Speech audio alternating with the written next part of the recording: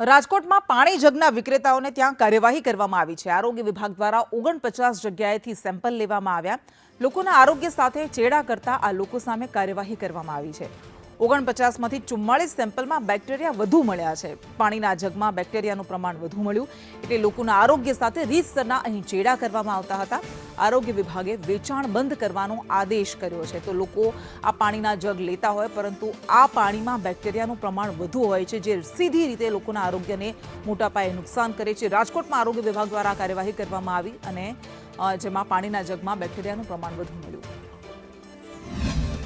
નગરપાલિકાની આરોગ્ય શાખા દ્વારા જે છે રાજકોટ શહેરમાં વધતા જતા ઝાડા ઉલટી ઉપરાંત ટાઇફોઇડ અને મરડાના કેસીસ છે અનુસંધાને સતર્કતાના ભાગરૂપે રાજકોટ શહેરમાં ઘણા બધા એકમો જે છે બરફનું ઉત્પાદન કરી રહ્યા છે। ઉપરાંત ઘણા બધા જે છે કેરબાના પાણીથી વિતરણ જે કરી રહ્યા છે એના અનુસંધાને તમામમાં ખાસ કરીને બેક્ટેરિયોલોજીકલ કાઉન્ટ જે છે એની તપાસ અર્થે જે છે કુલ 49 એકમો પાસેથી પાણીના સેમ્પલ જે છે લેવામાં આવ્યા છે અને આ કામગીરી હજી ચાલુ રહેશે। આ સેમ્પલ લઈને પીડી મેડિકલ કોલેજ ખાતે જે છે માઇક્રોબાયોલોજી ડિપાર્ટમેન્ટ ખાતે મોકલવામાં આવ્યા હતા અને એમપીએન કાઉન્ટ અને કોલિફોર્મ કાઉન્ટ જે છે આ બંને ટેસ્ટ કરવામાં આવતા 39 એકમોમાં બેક્ટેરિયાની હાજરી છે એ ખૂબ નિયત માત્રા કરતાં વધારે જોવા મળી હતી અને અનસેટિસ્ફેક્ટરી રિઝલ્ટ આવ્યા હતા। 5માં ઇન્ટરમીડિયેટ કાઉન્ટ જોવા મળ્યા છે અને 5 જે છે નમૂનામાં સેટિસ્ફેક્ટરી આપણને રિઝલ્ટ મળેલા હતા।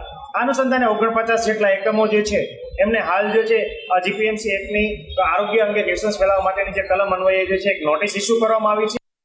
દિવસો ચાલી રહ્યા છે અને શહેરમાં પાણીની ડિમાન્ડમાં પણ વધારો થયો છે ત્યારે મિનરલ વોટર સપ્લાય કરતા અલગ અલગ યુનિટો ઉપર મહાપાલિકા દ્વારા ચેકિંગ હાથ ધરવામાં આવ્યું હતું। શહેરના અલગ અલગ વિસ્તારમાં 50 કરતાં વધુ મિનરલ વોટરના જે જગના કેરબા સપ્લાય કરે છે તેવા યુનિટો ધમધમે છે। આ પૈકી 44 જગ્યાએથી સેમ્પલ અને સ્થળ તપાસ કરવામાં આવી હતી જેમાં ચોંકાવનારા ખુલાસા થયા છે।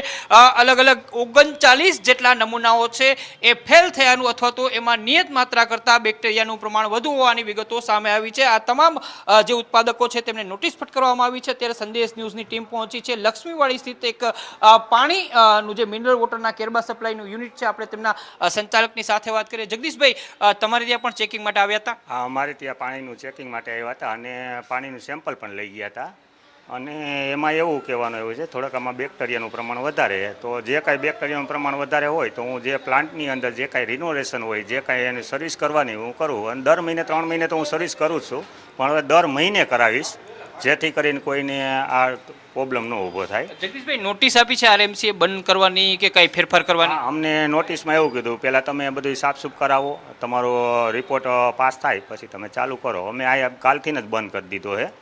કેટલા કેરબાનું વેચાણ દરરોજ કરો છો? મારે રોજનું 100-125 જગનો રોજ છે ડિલિવરી।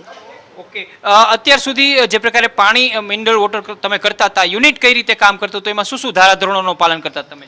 અમે એમાં શું છે કે કાયમ માટે જે કાંઈ જગ આવે સાફસૂફ કરી પ્લસ અમે વ્યવસ્થિત સફાઈ કરી અને વ્યવસ્થિત અમે પાણી સપ્લાય કરી। બિલકુલ, તો આ જગદીશભાઈ હતા, તેમનું યુનિટ રાજકોટ શહેરના લક્ષ્મીવાડી ખાતે આવેલું છે। હું તમને યુનિટ પણ બતાવીશ કારણ કે આ યુનિટમાં પણ ચેકિંગ હાથ ધરવામાં આવ્યું હતું। આવા અલગ અલગ 50 કરતાં વધુ યુનિટો છે તેની અંદર ચેકિંગ કરાયું હતું અને અહીંયા જો આ પ્રકારે પાણીને મિનરલ એટલે કે શુદ્ધ કરવા માટેનો જે પ્લાન્ટ છે તે કાર્યરત છે પરંતુ અહીંયા ક્ષતિઓ જે ધારાધોરણો છે તે મુજબ ક્ષતિઓ જોવા મળી હતી અને ત્યારબાદ આ યુનિટને નોટિસ ફટકારવામાં આવી છે। એટલું જ નહીં પરંતુ નોટિસની સાથે સાથે તાકીદ પણ કરવામાં આવી છે કે જો હવે પછી આ યુનિટ ચાલુ થશે તો તેના ધારાધોરણો અને નિયમો છે તેનું કડકપણે પાલન કરવામાં આવશે કારણ જેથી કરીને પાણીજન્ય રોગચાળો રોકી શકાય।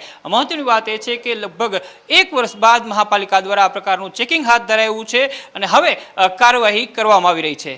કેમેરામેન વિપુલ બોરીચા સાથે મયુર સોની, સંદેશ ન્યૂઝ, રાજકોટ।